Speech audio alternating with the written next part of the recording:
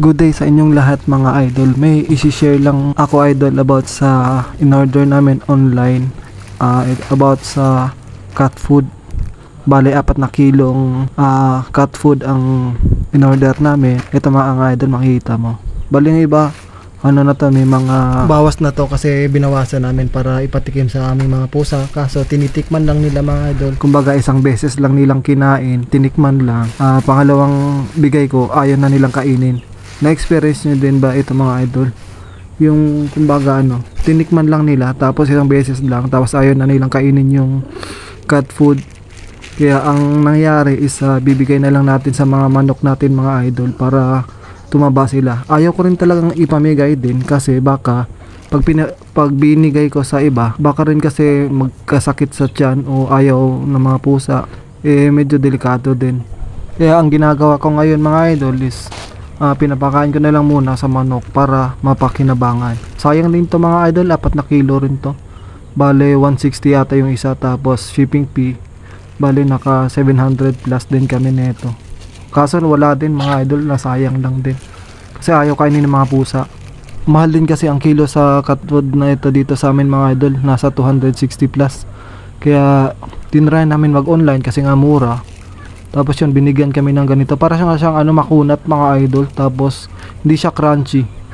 Pero mabango naman, parang chocolate yung bango. Tapos medyo parang makunat na tawag dito, parang expired. Hindi ko alam yung term na yun. Pero ayaw talaga kainin ng mga pusa, isang beses lang nila tinikman.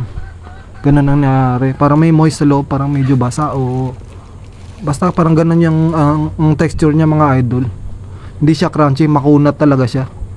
Kaya sa mga idol natin dyan, kung naka-experience ba kayo ng ganito, comment naman sa baba para malaman ko rin kung anong gagawin namin next time. Kasi wala, sayang yung or sa store kami pwede makabili ng magandang klase na Aussie.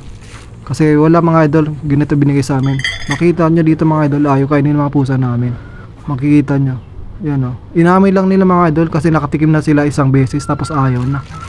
Dapat niyan pag ganyan, pag gutom na rin kakain na. Kaso ayaw mga idol. Hindi naman ako dito para sabihing manira, pero parang awareness na lang mga idol para siguro pag bumili kayo sa online, dapat pa isa-isa lang siguro or kalahating kilo, parang ganyan. Kasi pag ganito binili namin ng isahang 4 na kilo agad, ganito pa yung binigay sa amin mga idol, sayang din naman ang pera. Hindi naman sabing easy money lang yan, pinaghirapan din namin yan para sa aming mga alagang pusa. Basta parang na lang mga idol, parang awareness na lang natin na kung bibili tayo online, dapat paisa-isa lang, tapos hindi maramihan. Hindi rin kasi tayo nakaka-sure mga idol kung bibigyan tayo ng seller ng magandang klase or ganito, parang pangit na klase.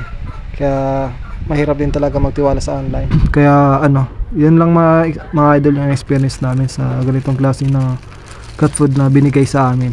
Hindi ko isasabi yung sino yung seller or anong store, basta ganito ang binigay nila. Hindi na rin pala namin pinarefund mga idol kasi sayang lang oras namin at napakatagal ng gagawing proseso para ma-refund.